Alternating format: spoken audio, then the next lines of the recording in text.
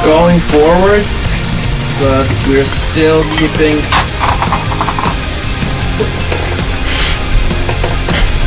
Da går den, og den går. Okay. Yeah.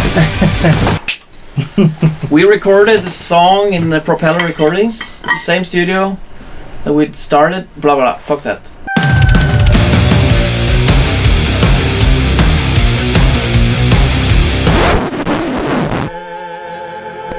We recorded the song in Propeller Recordings, which is an awesome studio, good vibes, good creative vibes.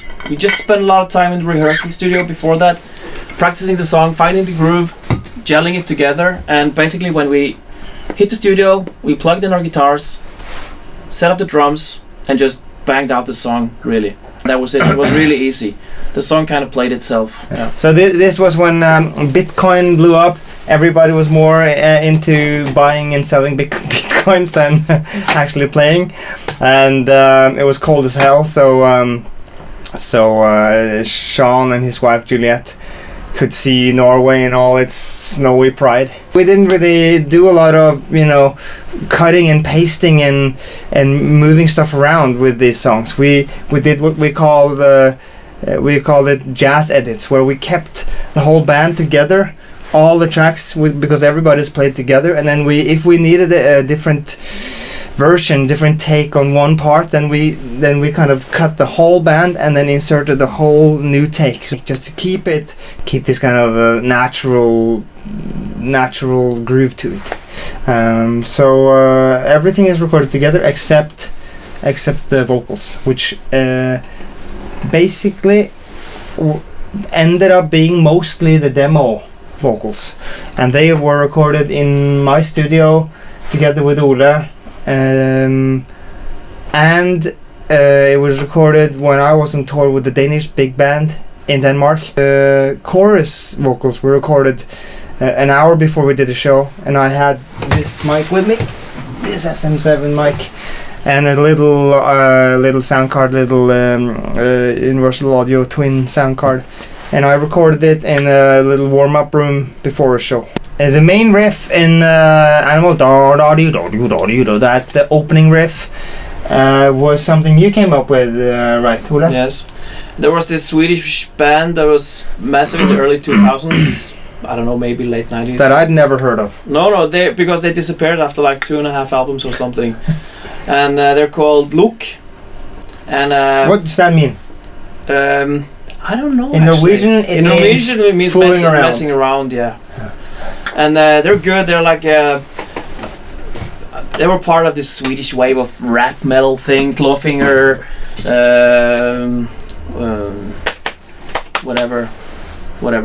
Mostly Clawfinger. Yes. Rage Against the Machine, ish, inspired. They're good. They're really good.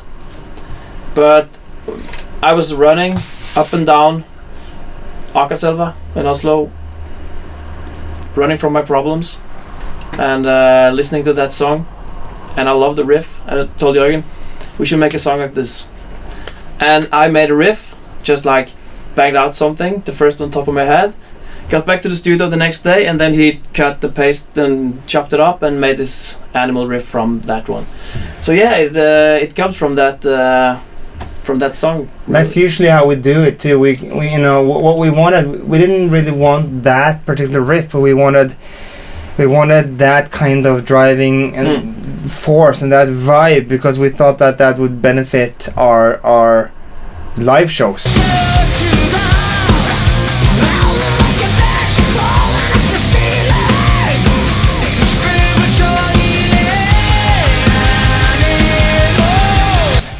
So we wanted the vibe of the song more than the riff. So what we did, we took that riff and then we just jammed on it and changed it up, and usually you end up with something completely different, but you keep the essence of what you want to keep.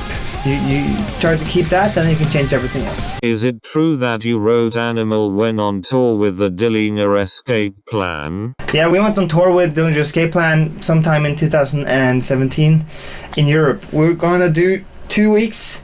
And then we did 2 shows. We did a show in Berlin and then a show in Warsaw. Both of them was fucking awesome.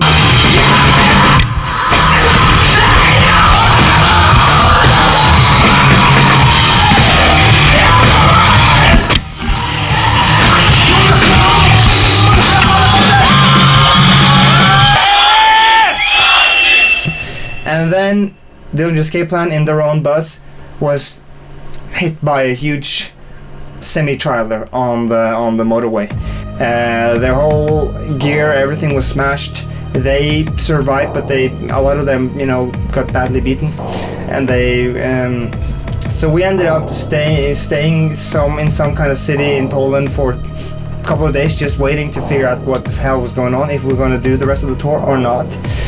And eventually the tour was cancelled, and we had to fly back home. We'd lost shitloads of money because we'd ordered tour bus for 2 weeks, travels and everything, and we had to buy new travel tickets back home. We didn't sell any merch, we didn't get any fees. Basically it was all the expenses we had plus more and no income, and we came home pretty depressed and wondering what the hell we were gonna do if we had money to even keep on. And we had 2 weeks with nothing to do, and we just sat down and said, okay, fuck everything, we're gonna make a song now, and that song is gonna pay for the cost of the bus. Now it's got 2 million plays on Spotify. You can probably pay for a beer or two. So you guys gotta listen to it even more. Thank you for listening 2 million times. If you multiply it by 100, maybe we can pay for that fucking bus.